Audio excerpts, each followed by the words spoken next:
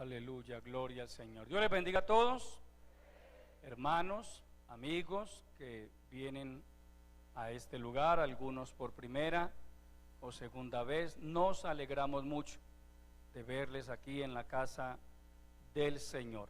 Sean bienvenidos y esperamos que también sus vidas sean edificadas a través de la enseñanza de la palabra del Señor. Saludo a todos los que también están participando del culto a través de nuestro canal Refugio para el Alma TV, donde quiera que se encuentren acá en Colombia o en cualquier lugar del mundo. Les saludamos desde este lugar y anhelamos que Dios bendiga mucho sus vidas. Aleluya. Voy a invitarles, amados hermanos, a estar puestos en pie y a que abran sus Biblias en el Evangelio según San Juan, en el capítulo 14. Aleluya.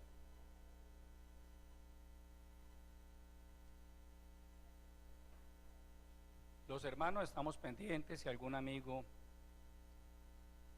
no tiene Biblia, usted por favor me le colabora. San Juan, capítulo 14. A Dios sea la gloria. Aleluya. ¿Cuántos lo tienen? Vamos a tomar los primeros 3 versículos. Vamos a leer con atención lo que nos dice nuestro Señor Jesucristo en estos versículos. No se turbe vuestro corazón. Creéis en Dios, creed también en mí. En la casa de mi Padre muchas moradas hay. Si así no fuera, yo os lo hubiera dicho. Voy pues a preparar lugar para vosotros. Y si me fuere y os preparare lugar, vendré otra vez y os tomaré a mí mismo, para que donde yo estoy, vosotros también estéis. Vamos a pedirle al Señor que nos bendiga a través de su palabra. Padre nuestro, que estás en los cielos, aquí estamos, Señor, delante de tu bendita presencia, exaltando tu grandeza, reconociendo que tú eres el único Dios verdadero. Muy agradecidos contigo, mi Dios, por esta nueva oportunidad que nos concedes de congregarnos en tu casa para honrar y glorificar tu santo nombre. Gracias por tu presencia en este lugar. Gracias por este pueblo precioso que se ha dado cita en tu casa para adorarte, y también por aquellos que desde sus hogares están participando del culto. Padre, te ruego que nos bendigas a todos, Señor, que a través de tu palabra seamos enseñados, seamos ministrados, seamos bendecidos, Señor. Te pido que seas propicio a la condición espiritual de cada vida. Unge nuestros oídos, abre nuestro entendimiento, Padre, que con fe y humildad podamos recibir el consejo de tu bendita palabra, Señor, y que la misma siga llevando a cabo esa obra preciosa para la cual tú la has enviado, Padre. Glorifica tu palabra en cada vida y dame la gracia, la sabiduría y la unción suficientes para predicar tu palabra. Que no sea yo, mi Dios, únicamente quiero ser el instrumento que uses para bendecir a tu pueblo, para hablar a lo profundo de cada corazón. Salva las almas, sana a los enfermos, liberta a los oprimidos por el diablo. Todo esto te lo pedimos en el nombre de Jesucristo, dándote de antemano la honra, la gloria y el reconocimiento que solo a ti pertenecen, en el nombre de Jesucristo. Amén. Tomen asiento, mis amados hermanos y amigos. Vamos a estar bien atentos a lo que Dios quiere hablarnos a través de su bendita palabra en esta hora.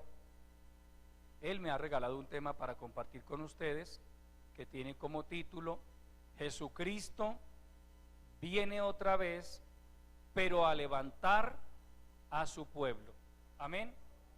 Jesucristo viene otra vez, pero a levantar a su pueblo. Y cuando decimos que Él viene otra vez es porque ya vino una primera vez.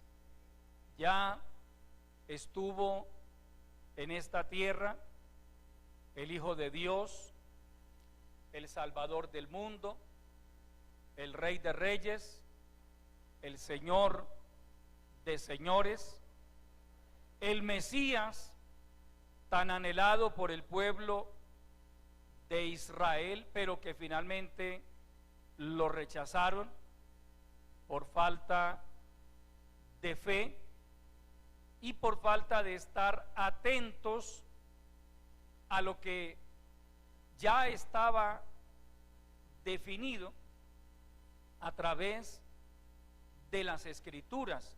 Los judíos no eran ajenos a la realidad profética. De hecho, ellos se destacaban por ser grandes intérpretes de la ley y también de las profecías. Pero, amado hermano y amigo, en este camino una persona puede saberse la Biblia entera simplemente a manera de conjetura, pero si no conserva la fe en su corazón y la sencillez para someterse a la voluntad de Dios, puede perder, hermano, el tiempo. Pablo dice que la letra mata, pero que el espíritu vivifica. Lo que realmente importa es que nosotros seamos consecuentes con el tiempo que estamos viviendo. Hay una cantidad de señales que nos indican que la venida de nuestro Señor Jesucristo por la iglesia está demasiado cercana. Aleluya. Permítanme ilustrar a las personas más nuevas, a los que recién empiezan en este camino del Evangelio, que nos alegramos mucho de verles caminando con el Señor. Así comenzamos nosotros también hace algún tiempo, con dudas, con incertidumbres. Había cosas que no entendíamos, es lo natural, es lo normal. Poco a poco, a través de su palabra, Dios fue iluminando nuestro entendimiento y fuimos empapándonos de esta maravillosa realidad, de esta preciosa verdad que contiene las Sagradas Escrituras. ¿Por qué somos cristianos?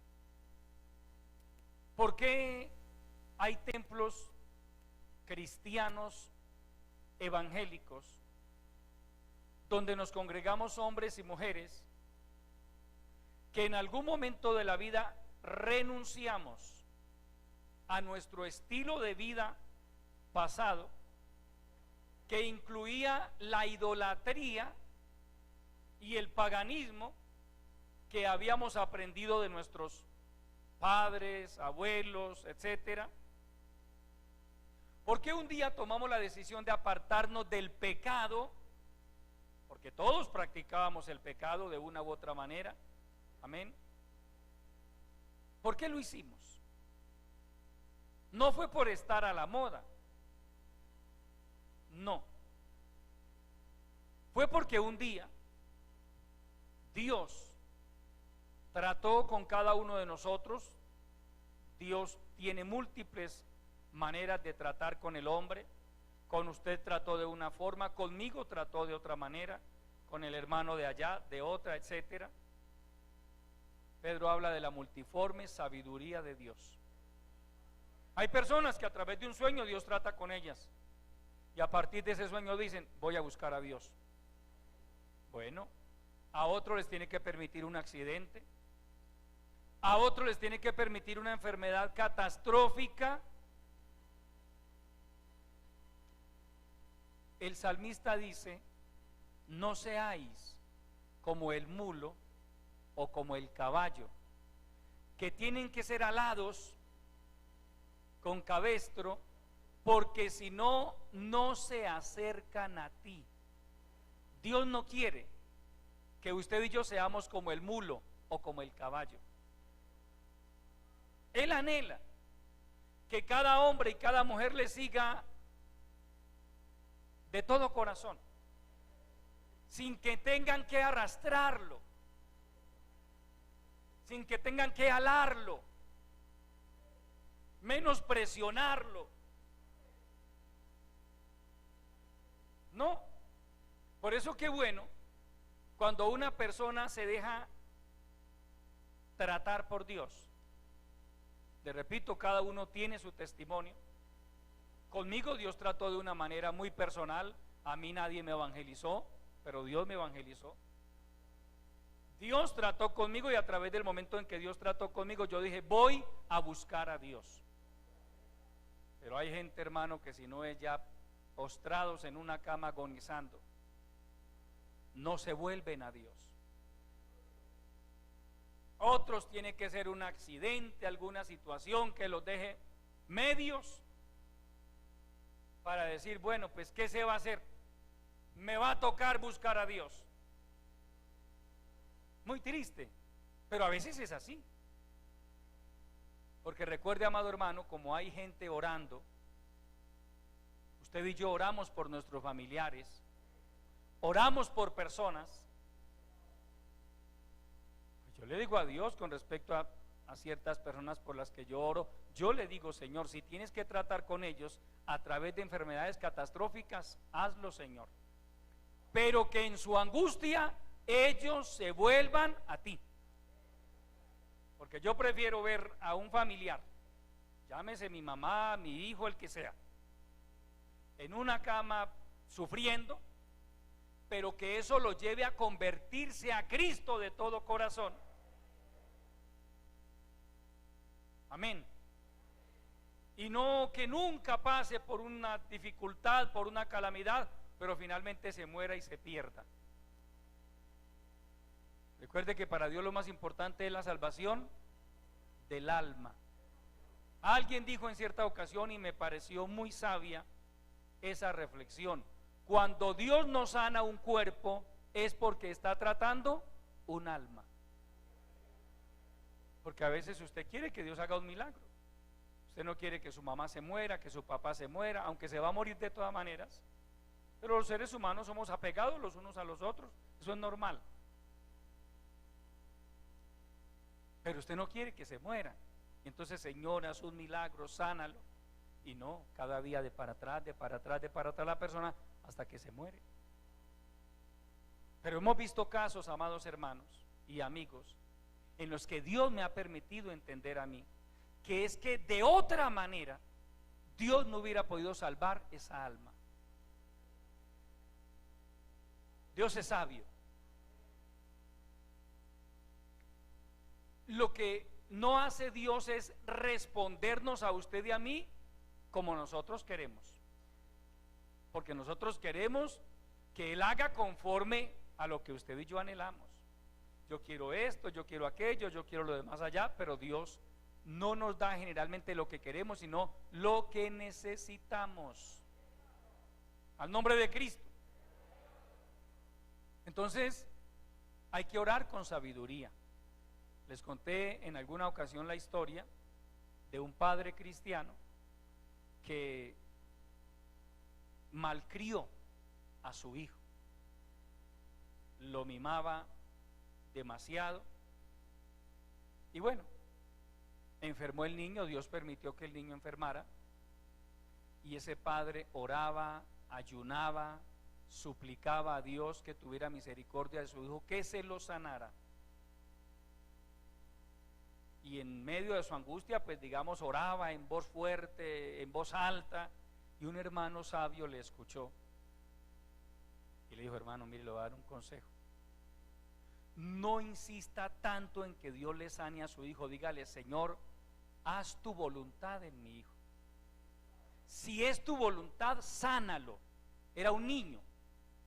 Si se hubiera muerto, no había problemas, era salvo. Los niños son salvos. Pero este hombre decía: no, yo quiero es que Dios me sane a mi hijo. Insistió y Dios se lo sanó. Pero cuando creció el muchacho, se convirtió en un delincuente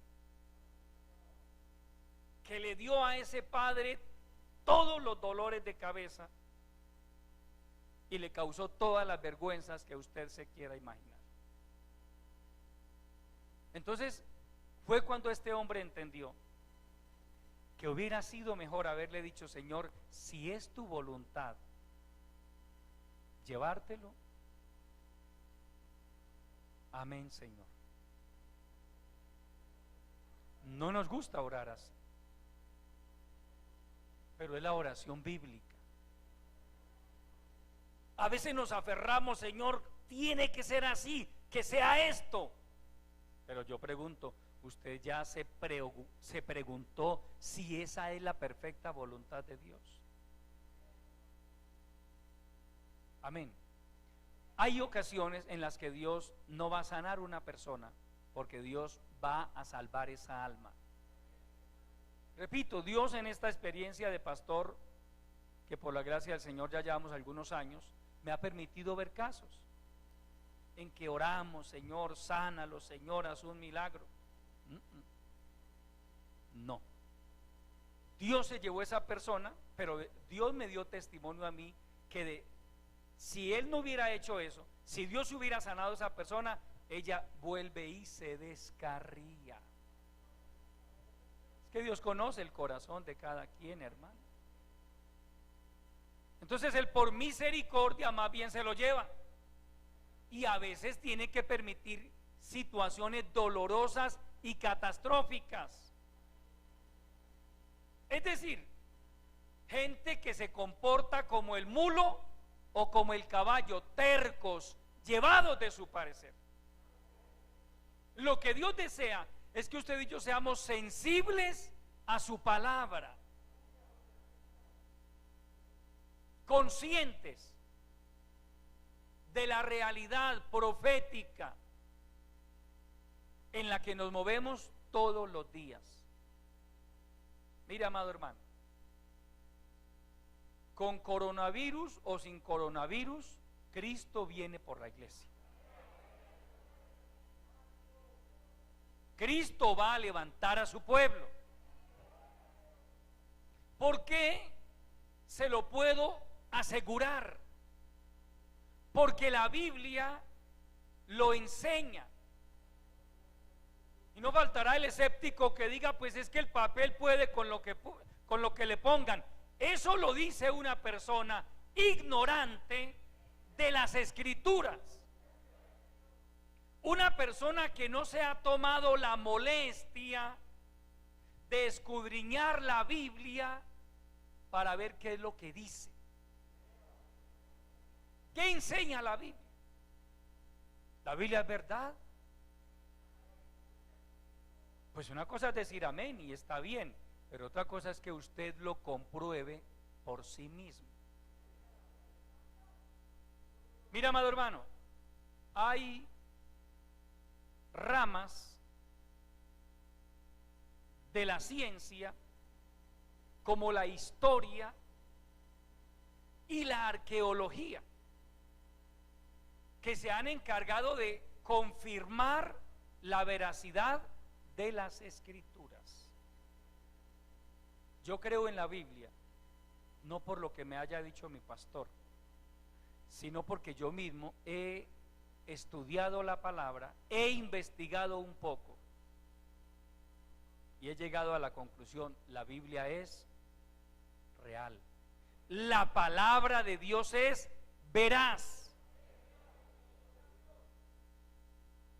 Aquí hay personajes que usted encuentra en la Biblia, de los cuales también habla la historia universal. Amén. Personajes que de una u otra manera tuvieron que ver con el pueblo de Israel. Es por eso que aparecen aquí. Cuando usted estudia el Nuevo Testamento, se da cuenta de que la historia del Antiguo Testamento gira en torno a Israel, el pueblo de Dios. ¿Y por qué ese pueblo es tan importante? Porque de ese pueblo iba a venir el Mesías, el Salvador del mundo. Usted ve a Dios tratando, porque el Antiguo Testamento nos registra una historia de unos 4000 años. Y usted ve a Dios tratando con un pueblo. A través de Isaías dice todo el día, pero ese término día se refiere a toda la historia de este pueblo. Todo el día levanté mi mano, luché con un pueblo rebelde y contradictor. Desafortunadamente eso ha sido el pueblo de Israel a través de la historia, un pueblo rebelde y contradictor. Pero todo, amado hermano, todo y amigo, lo que se ha escrito desde el punto de vista profético se ha cumplido, todo. Permítame solamente ponerle algunos ejemplos. Vamos al libro de Daniel, capítulo 9. Gloria a Jesucristo, aleluya. Capítulo 9 del libro del profeta Daniel.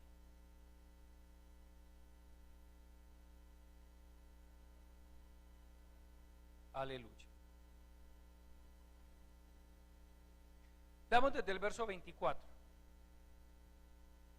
Dios le da una revelación al profeta Daniel. Le dice: 70 semanas están determinadas sobre tu pueblo y sobre tu santa ciudad para terminar la prevaricación y poner fin al pecado y expiar la iniquidad, para traer la justicia perdurable y sellar la visión y la profecía y ungir al santo de los santos. Sabe pues y entiende que desde la salida de la orden para restaurar y edificar a Jerusalén hasta el Mesías príncipe habrá 7 semanas y 62 semanas.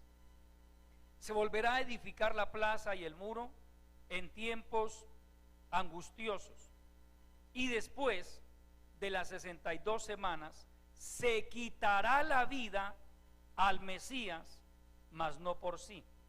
Y el pueblo de un príncipe que ha de venir destruirá la ciudad y el santuario, y su fin será con inundación, y hasta el fin de la guerra durarán las devastaciones. Y por otra semana confirmará el pacto con muchos.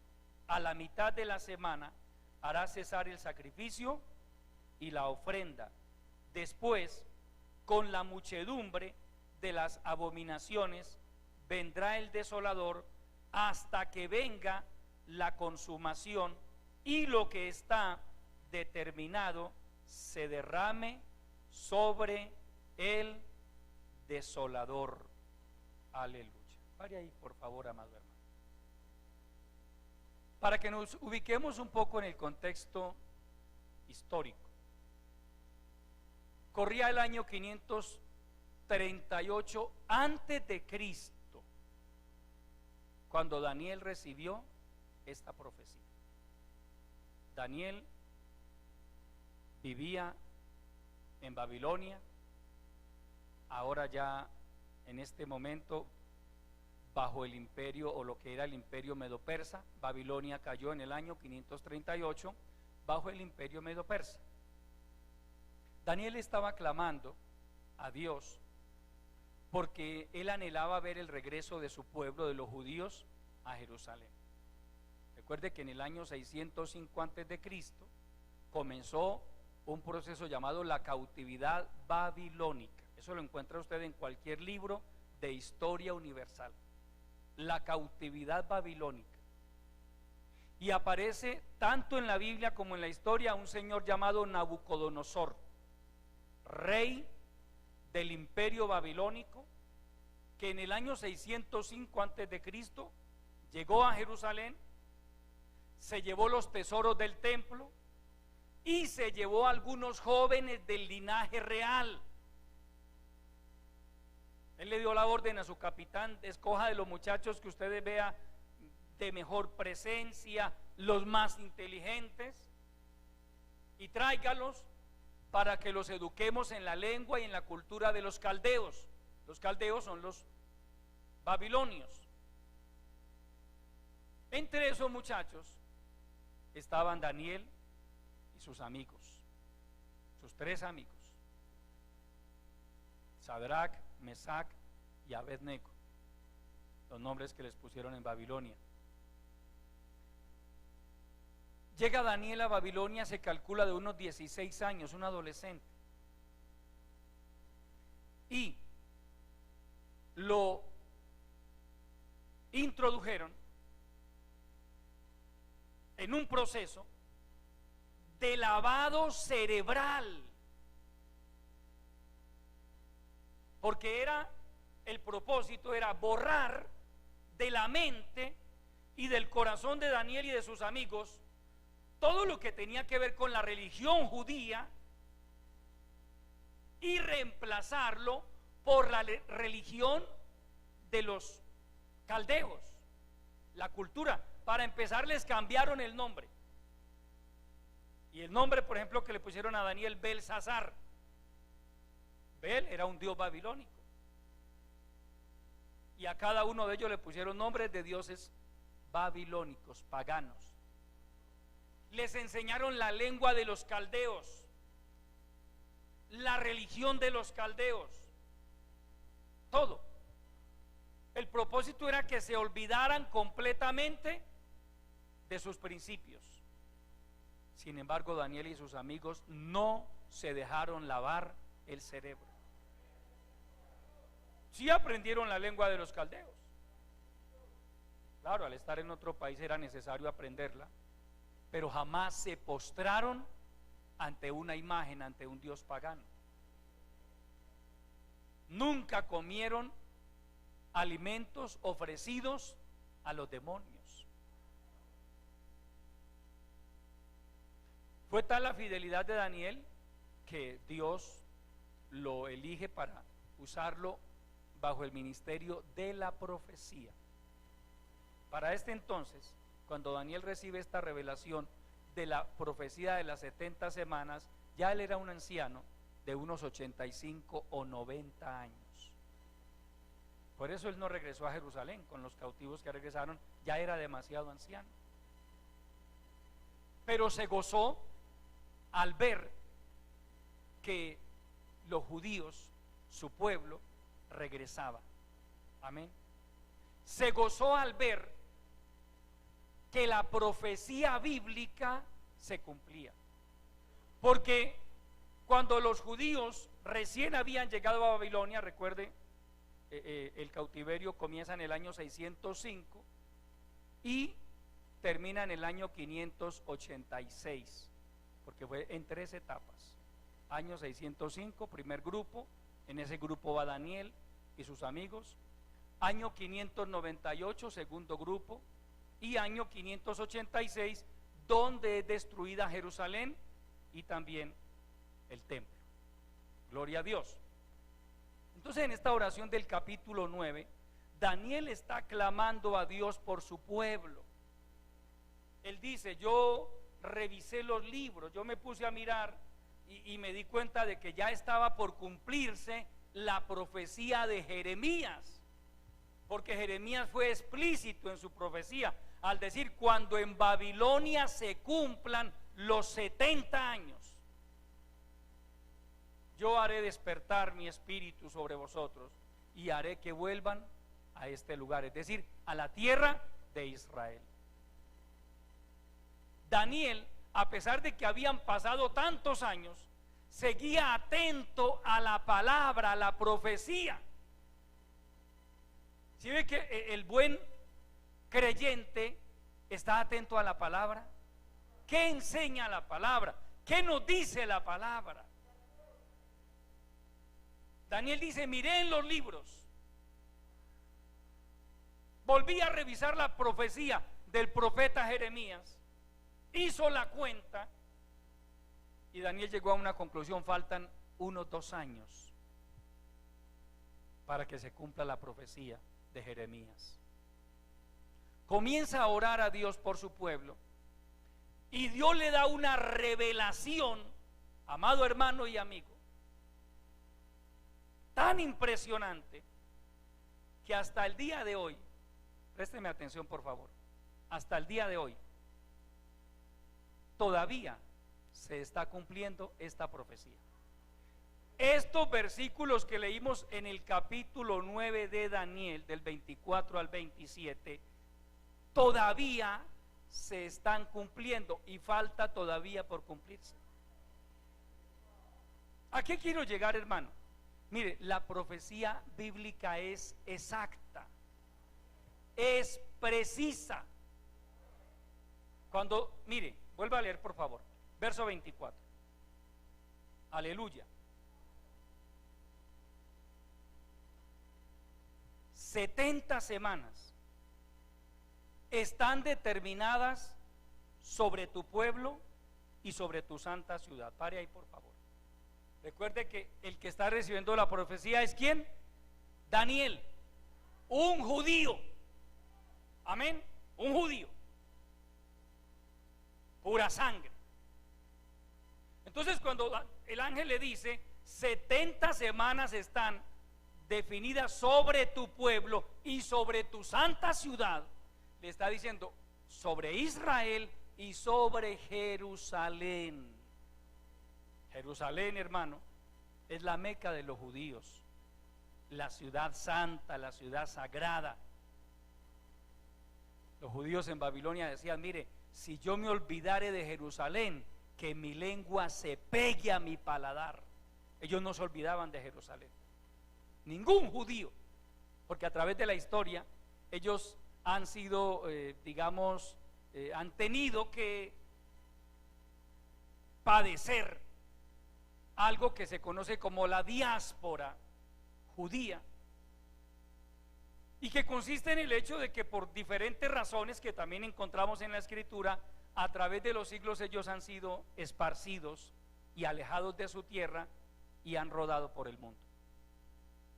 Por eso es que en el siglo XX, en la década de 1940, Europa estaba llena de judíos. Había judíos en Polonia, en Alemania, en Francia, en Inglaterra, en Suiza, en toda Europa. Pero se despertó un sentimiento antisemitista que ya se venía cocinando. Y el personaje que materializó ese sentimiento antisemitista fue Adolfo Hitler. La meta de Adolfo Hitler era exterminar a todos los judíos, a todos. No pudo hacerlo porque es que, hermano, hay una profecía: ese pueblo no lo extermina ni el diablo, que el Señor lo reprenda, hermano. Cuando usted lee Apocalipsis capítulo 12, usted se da cuenta de que Satanás odia al pueblo de Israel. Amén. Satanás siempre ha odiado ese pueblo porque es el pueblo escogido de Dios, porque de ese pueblo vino el Mesías. Y por eso Israel también se conoce como el reloj profético de Dios. Lo que pase con Israel tiene que pasar con el mundo entero, o tiene que ver, mejor corrijo, tiene que ver con el mundo entero, y aunque usted no lo crea, tiene que ver con la iglesia. ¿Sí ve por qué es importante entender estas cosas, amado hermano? Israel no es un cero a la izquierda. El buen cristiano no ignora lo que pase con Israel, porque Israel es el reloj profético de la historia. Amén. Entonces Dios le dice a Daniel: 70 semanas están determinadas sobre tu pueblo y sobre tu santa ciudad. Amén. 70 semanas, pero présteme atención al detalle. no eran semanas de días, porque 70 semanas, si se tomara desde el punto de vista literal, sería menos de año y medio. Amén. No.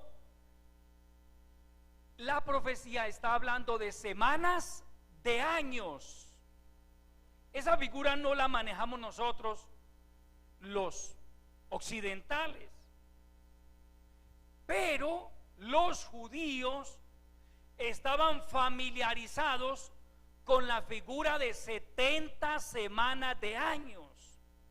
En la ley de Moisés, en el Pentateuco, aparece la figura de 70 semanas de años. Por eso Daniel no exclamó: Señor, ¿qué es eso? ¿De qué me estás hablando? No. Él sabía de qué le estaba hablando Dios, de 70 semanas de años. Que, si hacemos la ecuación, una semana son 7 días, es decir, 7 años por cada semana, por 70, 490 años. Pero usted notará que la profecía se divide en 3 partes: 7 semanas, 62 semanas y por otra semana, es decir, la última semana, la semana 70 de Daniel. Al nombre de Cristo. Vamos a avanzar. Verso 25, Daniel capítulo 9. Sabe pues y entiende que desde la salida de la orden para restaurar y edificar a Jerusalén hasta el Mesías príncipe, es decir, hasta la venida del Mesías príncipe o hasta la aparición de él como Mesías, habrá 7 semanas y 62 semanas. Se volverá a edificar la plaza y el muro en tiempos angustiosos. Pare ahí, por favor, hermano. Esto toca, hermano, es palabra por palabra, frase por frase. Sabe pues que desde la salida de la orden, mire, hermano, los detalles con Dios. Repito, ubíquese en el contexto histórico. Aquí en este momento estábamos en el año 538 antes de Cristo. Y la salida de la orden para edificar y restaurar a Jerusalén no se había dado todavía. Es más, posiblemente no había nacido el que la iba a dar. Porque la salida de la orden para edificar y restaurar a Jerusalén la dio un señor llamado Artajerjes, un rey persa, en el año 445 antes de Cristo. Es decir, casi 100 años después de esta profecía. Mire, amado hermano, casi 100 años después, 94 años más o menos después, es decir, Artajerjes no había nacido. ¿Dónde encuentra usted la salida de la orden para edificar y restaurar a Jerusalén? Vaya a Nehemías capítulo 1. Al nombre de Cristo. Maravilloso es el Señor para siempre. Nehemías capítulo 1. Gloria al Señor.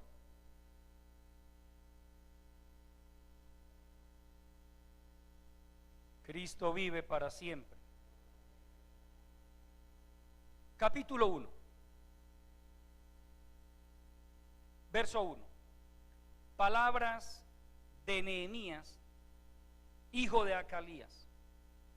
Aconteció en el mes de Quisleu, en el año 20, estando yo en Susa, capital del reino. Pare ahí, por favor, pare ahí. Permítame, hermano, ubicarlo un poco en el contexto histórico. El mes de Quisleu, aproximadamente mes de noviembre de el año 20. ¿Año 20 de qué? Año 20 del gobierno de Artajerjes. En la Biblia, hermano, no se manejaba el calendario que manejamos hoy. Usted dice: yo nací en el 1980 y de ahí para acá usted empieza a contar. No, en ese tiempo los calendarios eran de acuerdo al rey del momento.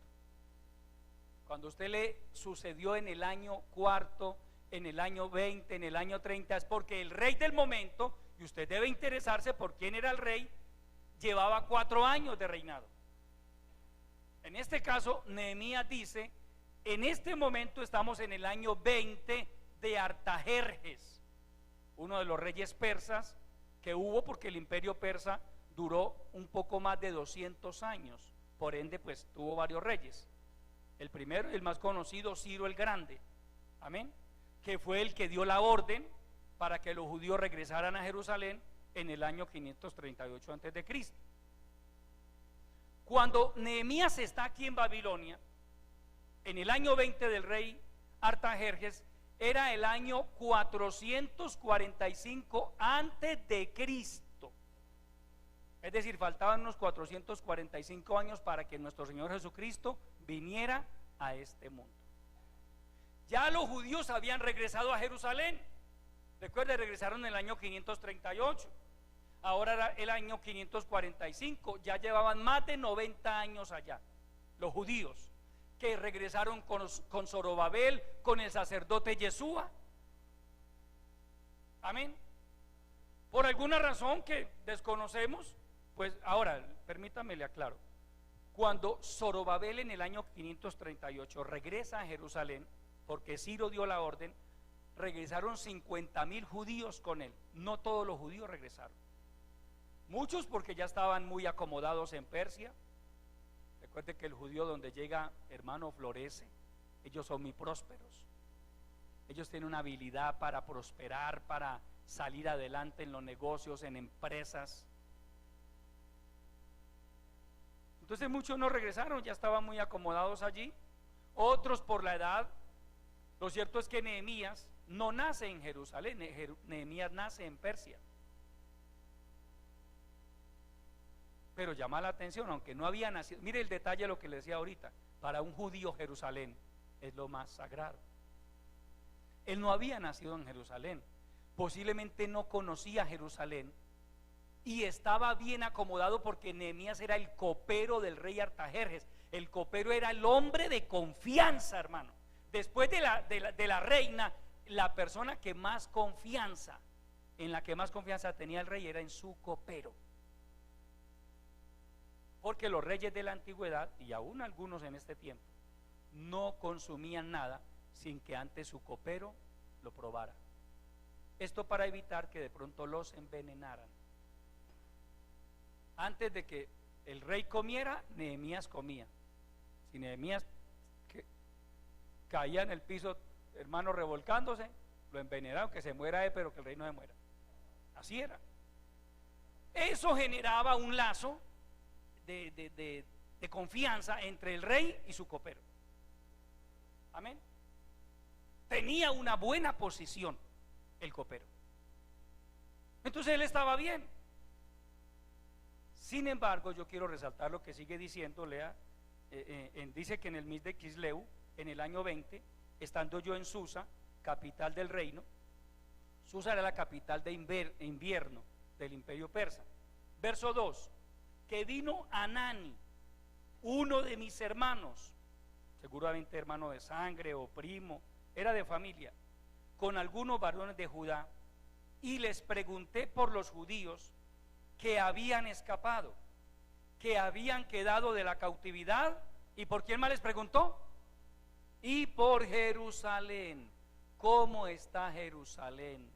Verso 3: y me dijeron: el remanente, los que quedaron de la cautividad allí en la provincia, están en gran mal y afrenta. Y el muro de Jerusalén, ¿cómo estaba? Derribado, y sus puertas quemadas a fuego. Pare un momento, por favor. ¿Por qué el muro de Jerusalén estaba derribado y sus puertas quemadas a fuego? Porque recuerde que en el año 583 Nabucodonosor destruyó la ciudad y la quemó. Amén. Por eso habían pasado tantos años y la ciudad seguía en ruinas. Habían pasado más de 90 años desde que Zorobabel, y los 50.000 judíos regresaron a Jerusalén y no habían hecho nada por reconstruir los muros, nada, nada. Pero me llama la atención que él dice, les pregunté por los judíos, pero por Jerusalén, ¿cómo está Jerusalén? Ellos le dicen, obviamente uno puede entender el cambio en el acento de voz, y le dicen, no, la ciudad está mal, los muros siguen derribados, las puertas quemadas, como cuando Nabucodonosor las quemó, así está.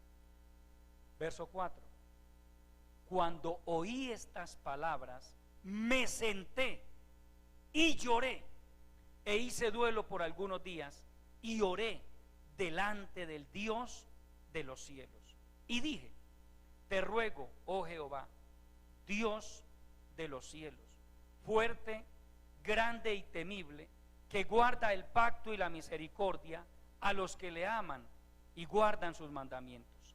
Esté ahora atento tu oído y abiertos tus ojos para oír la oración de tu siervo, que hago ahora delante de ti día y noche por los hijos de Israel, tus siervos, y confieso los pecados de los hijos de Israel que hemos cometido contra ti. Sí, yo y la casa de mi padre hemos pecado.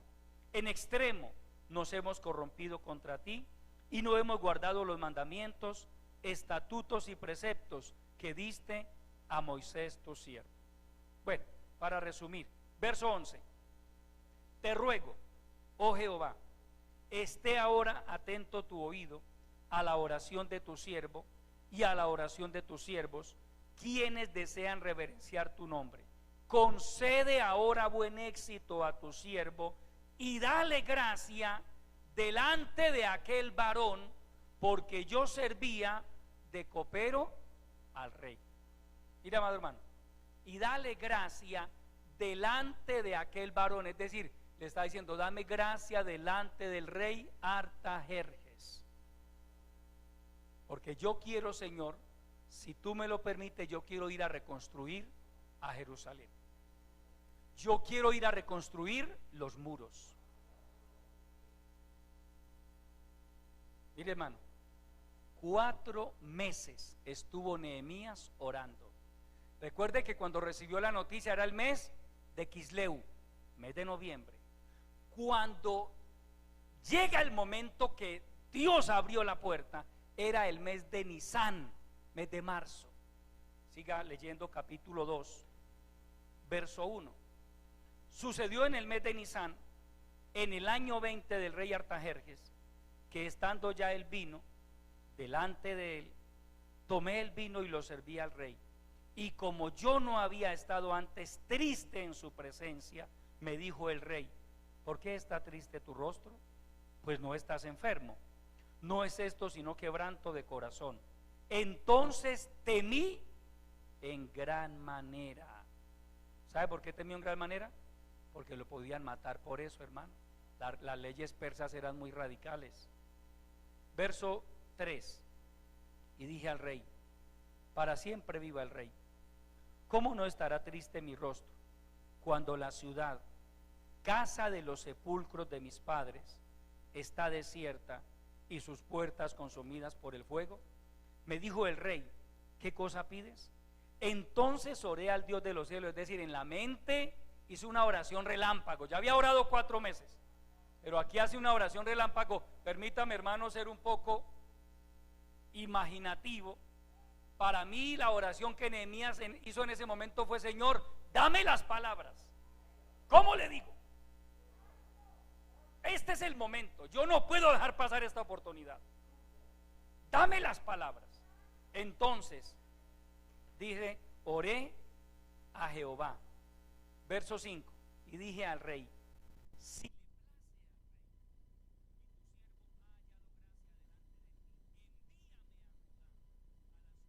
sepulcros de mis padres, es decir, de mis antepasados, y la reedificaré.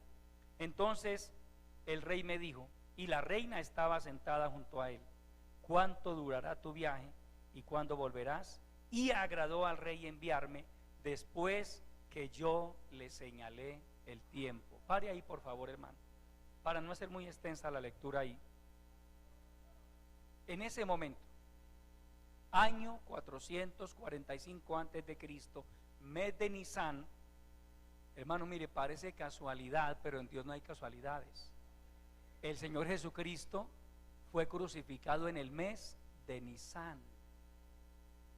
Y la salida de la orden para edificar y restaurar a Jerusalén se dio en un mes de Nisan. En Dios no hay casualidades, amado hermano.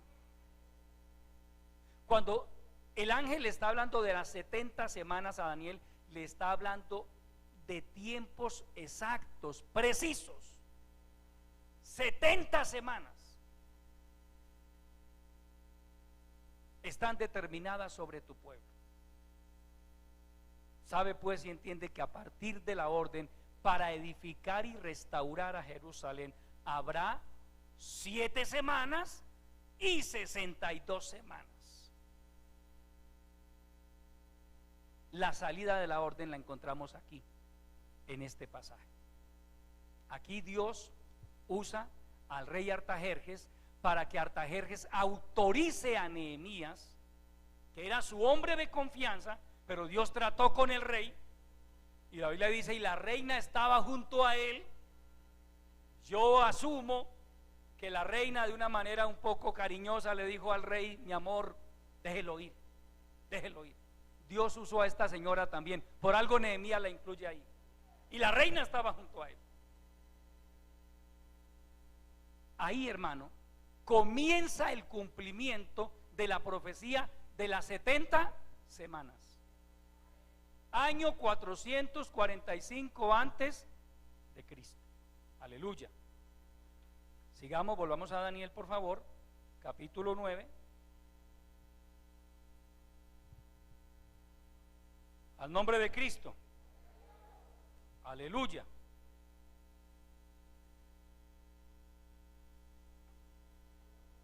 Capítulo 9, verso 25.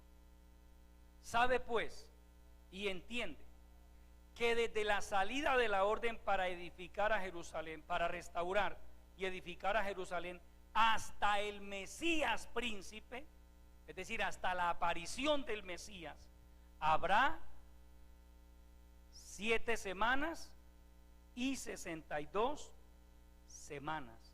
Se volverá a edificar la plaza y el muro en tiempos angustiosos. Pare ahí, por favor. ¿Por qué 7 semanas y 62 semanas? Porque las 7 semanas, que serían 49 años, habla del tiempo en que Jerusalén estuvo atacada y perturbada por los vecinos, los samaritanos, los árabes, los amonitas.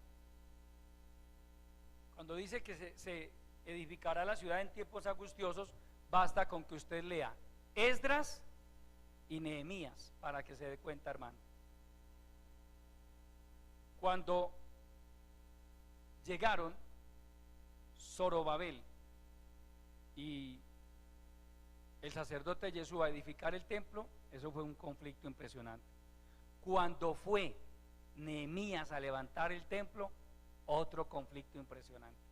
Es decir, cada que había alguien que se levantaba con el propósito de hacer algo en favor de Dios y de su obra, Satanás, que el Señor lo reprenda, se levantaba también, hermano. Hermano, ha sido el común denominador a través de toda la historia. Cada que alguien se levanta con el propósito de hacer algo en favor de la obra de Dios, el diablo se levanta. Por eso a Daniel se le advirtió: se volverá a levantar la plaza y el muro en tiempos angustiosos. No fue fácil para los judíos. Entonces esos primeros 49 años marcan esa época difícil, pero luego venían otras 62 semanas, que si lo multiplicamos por 7 nos daría 334 años. ¿Cierto que sí? ¿Alguien así que haga rápido la multiplicación? 6 por 7, 42, corrijo, 434 años. 434 años. Amén. 7 semanas, más otras 62 semanas. Es decir, 69 semanas. 69. Que multiplicado por 7 nos da 483. Amén. El detalle está, sigamos, ahí mismo en Daniel, sigamos. Aleluya. Verso 26. Y después de las 62 semanas se quitará la vida al Mesías, mas no por sí. Y el pueblo de un príncipe que ha de venir destruirá la ciudad y el santuario, y su fin será con inundación, y hasta el fin de la guerra durarán las devastaciones. Después de las 62 semanas, es decir, después de que se cumplan las 62 semanas, se quitará la vida al Mesías. Recuerde, la orden fue dada en un mes de Nisan. Las 62 semanas se cumplieron en el mes de Nisan, cuando nuestro Señor Jesucristo lloró sobre Jerusalén, y dice la evangelista, y al ver la ciudad lloró sobre ella y dijo: oh Jerusalén, si conocieras en este día al menos lo que es para tu paz. Si conocieras en este día. Hoy se está cumpliendo la profecía, pero el pueblo judío no se dio por entendido. Recuerde que a través del profeta Oseas Dios dice: mi pueblo pereció porque le faltó conocimiento, porque le faltó entendimiento de la voluntad de Dios. ¿Qué es lo que Dios no quiere que pase con nosotros, amado hermano? Cristo viene por la iglesia y el Señor no quiere que ningún cristiano se quede aquí porque le faltó conocimiento, porque le faltó entendimiento, porque le faltó sensibilidad espiritual para entender esto. Yo no sé cuántos de ustedes verán la venida de Cristo por allá en el 2150 o en el 2500, pero no va por allá, hermano. No se va hasta por allá. Cristo vino como estaba escrito, nació conforme a la profecía bíblica, nació en el lugar donde el profeta Miqueas había dicho 750 años atrás. Mire, hermano, cuando usted lee en Miqueas 5:2, pero tú, Belén, no eres la más pequeña de las ciudades de Judá, Belén Éfrata, porque de ti me saldrá el que será Señor en Israel, y sus salidas son desde la eternidad y hasta la eternidad. Cuando Miqueas dio esa profecía, hermano, faltaban alrededor de 750 años para que Cristo viniera al mundo. En Belén, el profeta dijo que el Mesías nacería en Belén de Judá. Y vaya qué problema. Cuando María quedó embarazada por la obra milagrosa del Espíritu Santo, María no vivía en Belén, vivía en Nazaret. ¿Recuerda cuando Felipe invitó a Natanael a que conociera al Señor Jesucristo? Ven y te presento a un amigo, hemos conocido a alguien muy especial. ¿De dónde? De Nazaret. ¿De Nazaret? ¿Pero de Nazaret habrá de salir algo bueno? Nazaret no tenía buena reputación. Y el malo, los judíos sabían que el Mesías nacería en Belén. ¿Qué hace entonces Dios? Hermano, Dios tiene el control de los hilos de la historia. Usted habrá leído en el Evangelio según San Lucas, en el capítulo 3, que dice: aconteció en los días de Augusto César que se promulgó un edicto. Augusto César, el primer emperador romano. Porque cuando Cristo nació, Judea era una provincia romana. Israel no era una nación independiente en ese momento, era una provincia de Roma. Y Dios preparó a Augusto César y le puso en el corazón dar la orden de que promulgara un edicto de que todo el mundo tenía que ser empadronado, es decir, censado. Y la costumbre en ese tiempo es que cuando había un censo, la gente tenía que regresar a sus lugares de origen para poder ser censados. Permítame, se lo explico. Aquí los hermanos que son de la costa tenían que volverse para la costa. Los que son de Bogotá, vuélvase para Bogotá mientras el censo, porque los tenían que contar en el lugar donde habían nacido. Era la costumbre de la época. Pero mire cómo Dios usa todo, amado hermano, para que la palabra se cumpla. José, como era de Belén y de la familia de Judá,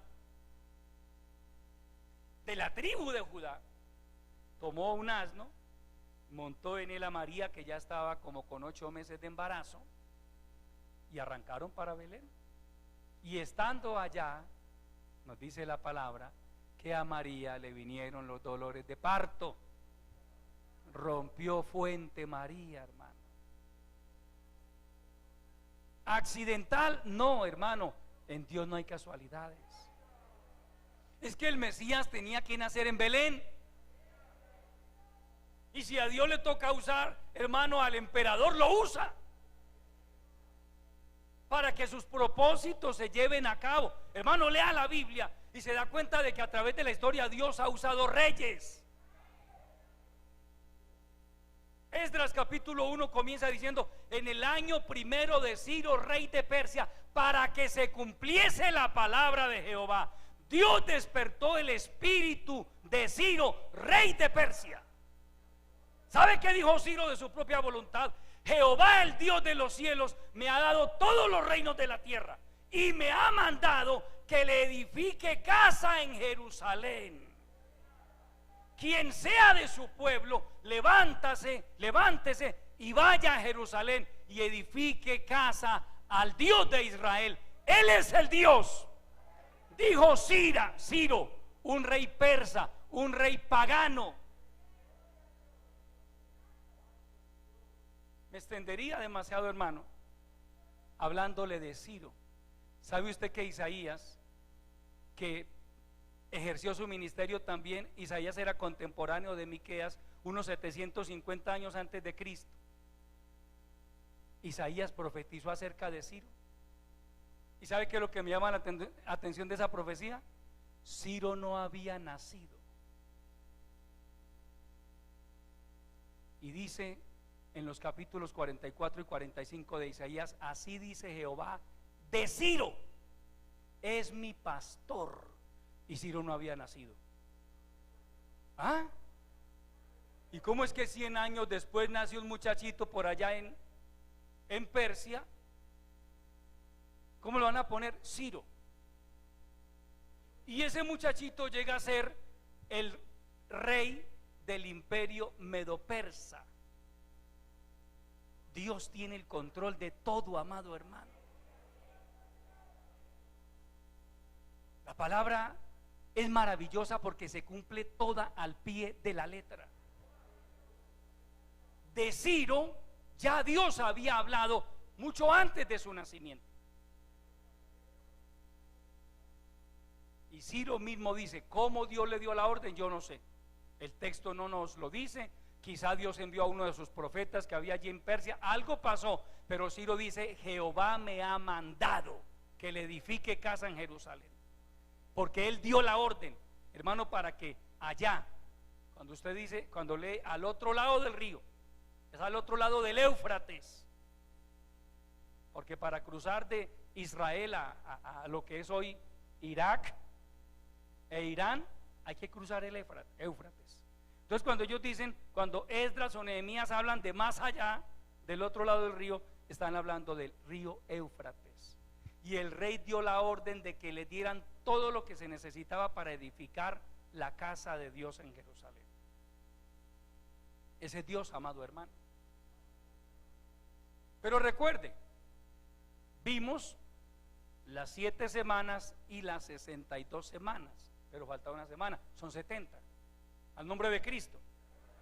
Sigamos, verso 26.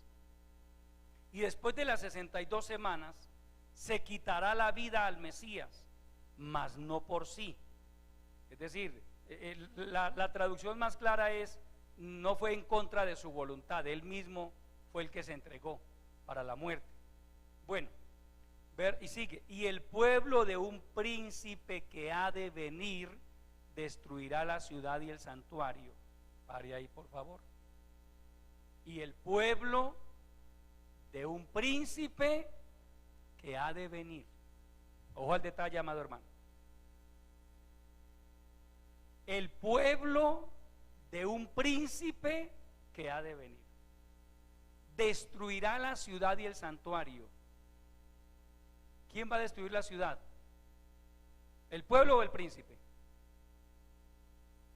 El pueblo de un príncipe que ha de venir. Uno de los calificativos del anticristo también es el príncipe que ha de venir. Él es el anticristo. El príncipe que ha de venir aquí en este contexto es el anticristo.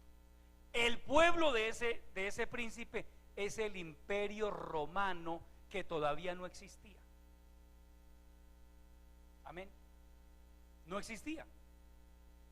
Para la época de Daniel, años 538 antes de Cristo, el imperio romano no existía. Estaba en pie el imperio babilónico, seguiría el imperio medo-persa, luego el imperio griego, para luego ya emerger el imperio romano. Faltaban siglos. Y Dios dice: el pueblo de un príncipe que ha de venir destruirá la ciudad. Esa profecía, amado hermano, se cumple el año 70 de nuestra era. Ahí sí, de nuestra era, no antes de Cristo, sino ya de la era cristiana, cuando el general romano llamado Tito destruyó la ciudad de Jerusalén. El príncipe que ha de venir se refiere, amado hermano, a que en profecía se habla ya en Apocalipsis del imperio romano revivido. Para la época de la gran tribulación va a revivir el imperio romano.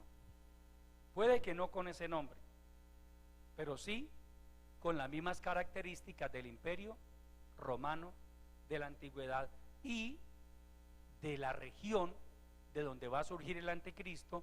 Es de Europa, de esa parte de allá, Italia, Alemania, toda esa zona circundante que muchos siglos atrás hizo parte del imperio romano. De por allá va a surgir el anticristo. Aleluya. Bueno, sigamos. Verso 27, aquí es donde quiero llegar. Y por otra semana confirmará el pacto con muchos. Pare ahí, por favor. Y por otra semana confirmará el pacto con muchos.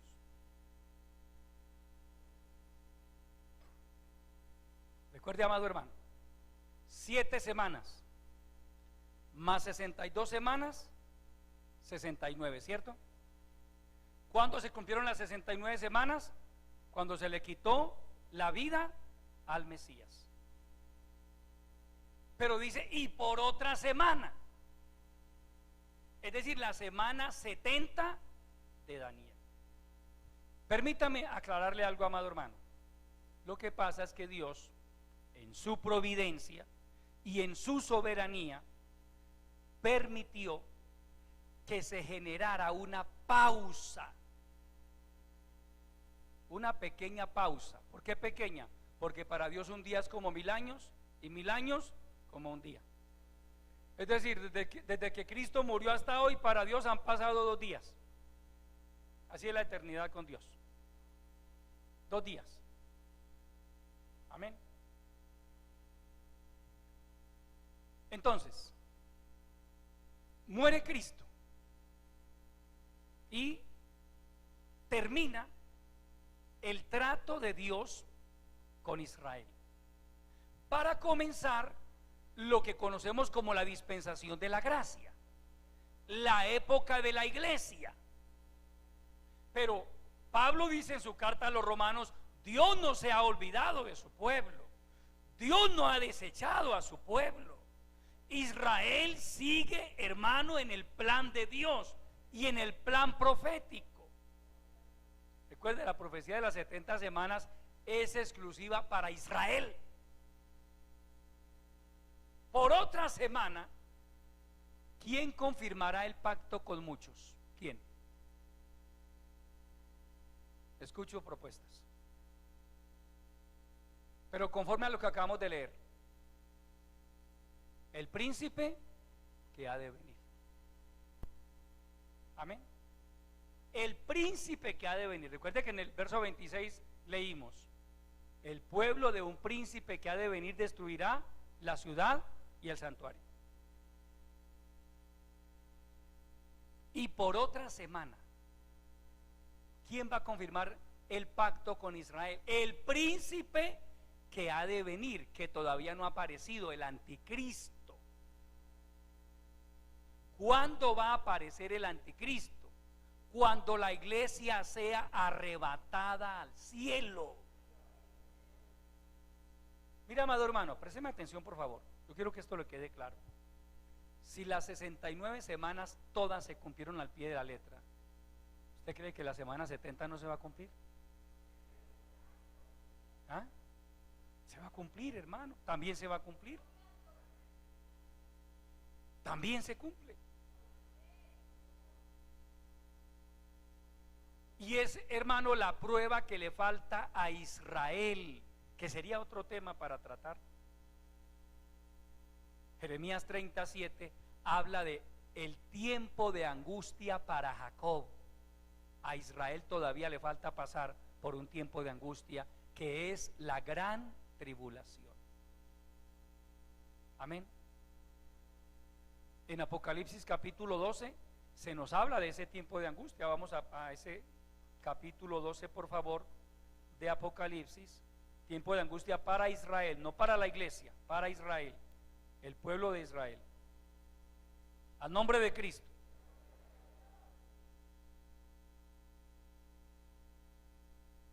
Gloria a Dios.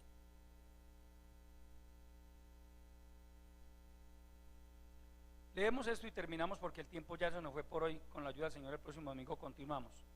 Apareció en el cielo una gran señal: una mujer vestida del sol, con la luna debajo de sus pies, y sobre su cabeza una corona de 12 estrellas. Pare ahí, por favor. Apareció en el cielo una gran señal, una mujer.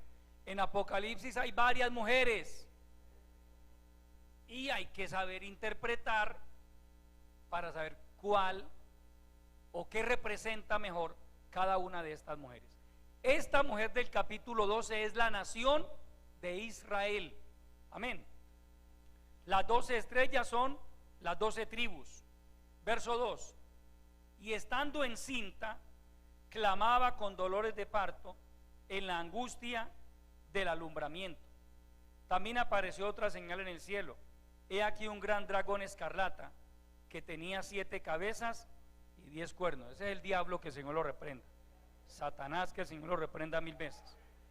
Y en sus cabezas 7 diademas, y su cola, el diablo tiene cola, arrastraba la tercera parte de las estrellas del cielo, es decir, los ángeles que se rebelaron con él, los demonios, y las arrojó sobre la tierra. Y el dragón se paró frente a la mujer, es decir, frente a Israel, que estaba para dar a luz, a fin de devorar a su hijo tan pronto como naciese. ¿Se acuerda del señor Herodes, que quiso matar al niño Jesús? Todo esto hace referencia a esas cosas. Y ella, verso 5, dio a luz a un hijo varón, que regirá con vara de hierro a todas las naciones. Y su hijo fue arrebatado para Dios y para su trono. Cristo murió, resucitó y subió y se sentó a la diestra del Padre. Verso 6: y la mujer huyó al desierto, donde tiene lugar preparado por Dios, para que allí la sustenten por 1260 días. Pare ahí, por favor, hermano. Y la mujer huyó al desierto. Este pasaje tiene cierto grado de dificultad porque habla en retrospectiva, apunta al nacimiento de Cristo, pero al mismo tiempo se traslada a la época en que Satanás, por medio del anticristo, va a perseguir a Israel, porque durante la tribulación Satanás va a querer aplastar a Israel. Pero la mujer, es decir, la nación, no toda, sino los judíos que todavía creen en Dios, porque muchos judíos hoy están muy corrompidos, pero hay judíos ortodoxos que creen en Dios, que observan la ley de Moisés, que esperan al Mesías. Amén. Pablo dice: no todos los que descienden de Israel son israelitas. Bueno, ese es otro tema. Pero dice que la mujer tiene lugar preparado en el desierto. Dios tiene un lugar preparado en algún lugar de Oriente Medio, donde va a proteger a su pueblo durante 1260 días. Ojo al detalle: 1260 días equivale a 3 años y medio. Recuerde que el anticristo dice, Daniel 9:27 dice: y por otra semana confirmará el pacto con muchos. Es decir, el anticristo, cuando salga a la luz pública, hará un pacto con Israel. Ese pacto va a incluir que los musulmanes que hoy tienen su templo, la mezquita de Omar, allí en Jerusalén, justo en el lugar donde debía estar el templo de Dios, ahí estuvo el templo de Salomón, donde los judíos, donde los musulmanes tienen la mezquita de Omar, la cúpula de la roca, ahí estuvo el templo de Salomón, y ahí estuvo el templo de Herodes. Se le llama el templo de Herodes porque Herodes lo ayudó a ampliar en su tiempo. Vaya usted, muévale una piedra a ese templo, a esa mezquita de Omar en este momento, y se desataría la tercera guerra mundial. No se puede. ¿Por qué cree que Israel, con todo su poderío militar que tiene en este momento, no se atreve a tocar ese? Se desataría una guerra mundial. Pero el anticristo hará un pacto para que los musulmanes accedan a retirar su templo de ahí y los judíos construyan allí su templo. Por otra semana confirmará el pacto con muchos. En Daniel capítulo 11 nos dice que el anticristo por precio repartirá la tierra, por precio. Eso tiene que ver con el tema de ese lugar allá. Pero dice: a la mitad de la semana, mira, amado hermano, se sabe que en este momento los judíos ya tienen su templo prefabricado, ya tienen todo listo, tienen las vestiduras sacerdotales, tienen todos los instrumentos que el sacerdote necesita para volver a ofrecer los sacrificios a Dios. Todo lo tienen listo. No están sino esperando. Hermano, los judíos jamás han renunciado a la idea de volver a construir su templo, porque es que en el libro de Ezequiel dice que ellos van a volver a construir su templo.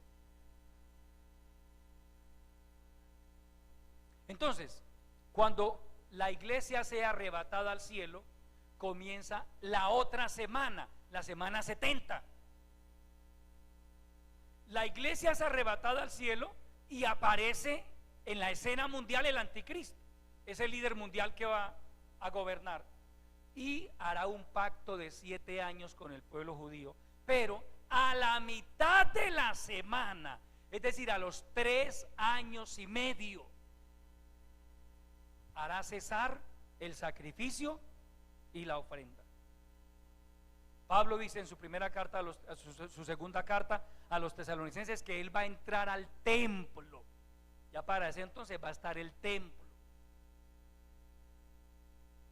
Se va a sentar en el templo haciéndose pasar por Dios. Es decir, les va a decir a los judíos: yo soy su Mesías. Yo soy su Mesías. Entonces, muchos van a creer en él, pero los que no van a creer en él los que lo van a identificar como un impostor son esos para los cuales Dios tiene lugar preparado en el desierto. Porque Satanás, hermano, y el anticristo van a comenzar una cacería contra esos judíos que no van a reconocer al anticristo como su Mesías. Y Dios lo va a sustentar allí por 1260 días, es decir, por la segunda parte de la gran tribulación. Porque a los 1260 días va a venir Jesucristo en su segunda venida. Tenga en cuenta, el arrebatamiento de la iglesia no es la segunda venida de Cristo. La segunda venida de Cristo se producirá 7 años después del arrebatamiento de la iglesia. Entonces mire, amado hermano, aquí por encimita, mire lo que hemos visto, cómo la palabra de Dios se ha venido cumpliendo toda al pie de la letra, al pie de la letra. Por eso nuestro Señor Jesucristo nos dice: no se turbe vuestro corazón. Eso se lo dice Él, se lo dijo a sus discípulos y por ende a nosotros como iglesia. No se turbe vuestro corazón. Creéis en Dios, creed también en mí. En la casa de mi Padre muchas moradas hay. Si así no fuera, yo os lo hubiera dicho. Lo que voy a hacer ahora es que me voy a ir, después de que yo muera en la cruz, me voy para el cielo a preparar lugar para vosotros. Y si me fuere y os preparare lugar, vendré otra vez y os tomaré a mí mismo, os arrebataré, para que donde yo estoy, vosotros también estéis. Al nombre de Cristo. Si ve, amado hermano, ¿por qué es importante que la iglesia recuerde estas cosas con cierta frecuencia? A la iglesia no se le puede olvidar que Cristo viene. Eso no podemos olvidarlo, hermano, porque si usted lo pierde de vista, a usted le va a suceder lo que le sucedió a los judíos cuando vino Cristo. A lo suyo vino y los suyos no lo recibieron, los suyos no lo reconocieron, mas a todos los que le recibieron, a los que creen en Él, les dio potestad de ser hechos hijos de Dios. Tenga cuidado, amado hermano, que no sea que este tiempo tan difícil que estamos viviendo lo cargue a usted de adormecimiento, de indiferencia, de incredulidad, y a usted se le olvide que Cristo viene, y Cristo viene porque viene. Se le olvide a usted o no se le olvide, crea el mundo o no crea, Cristo viene por la iglesia. La iglesia va a ser arrebatada al cielo. Y usted y yo tenemos que estar preparados, hermano, preparados. Será en un abrir y cerrar de ojos. Ahí no va a haber tiempo que, hermano, que les voy a poner un mensaje por WhatsApp: prepárense que ya el Señor viene. No, aquí se lo estamos poniendo, no por WhatsApp, personalmente se lo estamos dando. No habrá tiempo de enviar mensajes a ninguna parte, hermano. Cuando suene la trompeta, Pablo dice que será en un momento, en un abrir y cerrar de ojos. Y la palabra momento en el original griego es átomo, indivisible. Amén. Una partícula indivisible.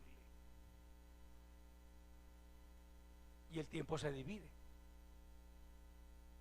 en años, en meses, en semanas, en días, en horas, en minutos, en segundos. Y los segundos se dividen en centésimas y en milésimas de segundo.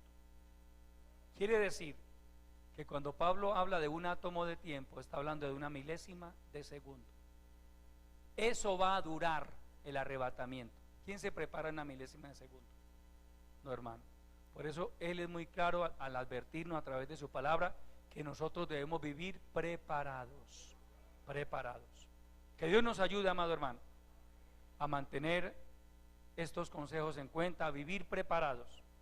porque el mundo dentro de muy poco tiempo va a ser sorprendido con el arrebatamiento de la iglesia. Póngase de pie y vamos a darle gracias al Señor por la enseñanza de su bendita palabra. Padre nuestro, que estás en los cielos, mi alma te alaba, Señor. Yo te doy mil gracias por esta enseñanza de tu palabra que me has permitido compartir con tu pueblo. Si la misma ha sido de bendición, Señor, a ti te doy la honra y la gloria, porque solo a ti pertenecen. Gracias, Señor, por recordarnos que Cristo viene pronto y que es nuestro deber vivir preparados, procurar hacer tu voluntad para que ese día no nos tome por sorpresa. Señor, anhelamos que el día en que tu Hijo Jesucristo venga por la iglesia, cada uno de nosotros, tus hijos, seamos hallados dignos de partir contigo a la eternidad. Ayúdanos a serte fieles. Ayúdanos a vivir en santidad, Señor. Bendice a tu pueblo. Glorifica esta palabra, que no vuelva vacía a ti, sino que haga la obra para la cual tú la has enviado. Te lo pido en el nombre maravilloso de Jesucristo y te doy muchas gracias. Amén. Tomen asiento un momento, por favor.